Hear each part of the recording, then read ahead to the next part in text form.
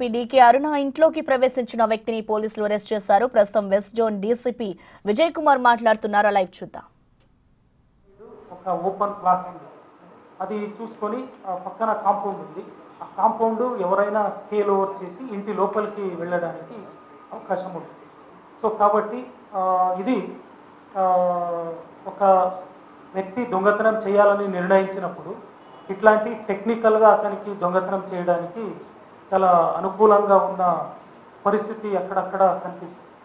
So దీనికి మన ఈ ఏరియాలో ముఖ్యంగా మన జూబ్లీ హిల్స్ పోలీస్లో ఇంతకు ముందున్న పెట్రోలింగ్ పద్ధతిని కూడా మార్చేసి బ్లూ కోట్ అండ్ పెట్రోల్లో సంపూర్ణంగా ఫుల్ స్ట్రెంగ్త్ సిబ్బంది తిరిగే విధంగా వాళ్ళందరూ సైరన్ వేసుకుంటూ ఇంటర్మీడియట్గా సైరన్ వేసుకుంటూ పోలీసు ఉన్నారు, పెట్రోలింగ్ చేస్తున్నారు అనేది జనాలకు తెలియజేసే విధంగా వాళ్ళు పెట్రోలింగ్ చేయాలని, తర్వాత ఇంపార్టెంట్ ప్లేసెస్లో పాయింట్ బుక్లను కూడా మన టీఎస్ కాప్ అప్లికేషన్లో తర్వాత ఫిజికల్గా కూడా పాయింట్ బుక్లను ఏర్పాటు చేసి చాలా మన పెట్రోలింగ్ వ్యవస్థని చాలా బలోపేతం చేశాము. కానీ ఇట్లాంటి ఇన్సిడెంట్స్ కొన్నిసార్లు మానవ తప్పిదాల వల్ల, నెగ్లిజెన్స్ వల్ల, తర్వాత కొన్నిసార్లు అది ఈ కారణాలు లేకుండా కూడా కొన్నిసార్లు ఇట్లాంటివి జరుగుతాయి. జరిగినప్పుడు మన రెస్పాన్స్ కూడా డిటెక్షన్లో, తర్వాత అప్రిహెన్షన్ ఆఫ్ ది అక్యూజ్, ఈ విషయాల్లో మన రెస్పాన్స్ కూడా ఎట్లా ఉంది అనేది కూడా చాలా ఇంపార్టెంట్.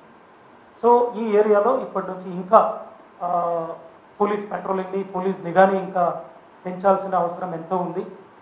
దాన్ని మన వెస్ట్ జోన్ పోలీసు ముఖ్యంగా Banjara hills and Jubilee hills and film Nagar police station ఏరియాలో ఈ చాలా ముఖ్యమైన, చాలా సూక్ష్మమైన ప్రదేశాలు కాబట్టి ఇక్కడ ఇంకా ఈ ప్రదేశాల్లో ఇల్యూమినేషన్ కావచ్చు, తర్వాత అక్కడ ఈ సీసీటీవీ కవరేజ్ కావచ్చు, తర్వాత పోలీస్ పెట్రోలింగ్, ఈ మూడు అంశాల్లో మనము ఇప్పుడు చాలా లోతుగా పరిశీలన చేస్తున్నాము. ఈ మూడు అంశాల్లో కూడా చాలా పని చేయాల్సింది ఉంది. సో దానికి తగ్గట్టు అన్ని చర్యలు తీసుకొని ఇటువంటి నేరాలు మళ్ళీ జరగకుండా, జరిగితే ఏదైనా వెంటనే వాటిని ఇంకా వెంటనే పట్టుకునే విధంగా మనం అన్ని చర్యలు తీసుకుంటాం.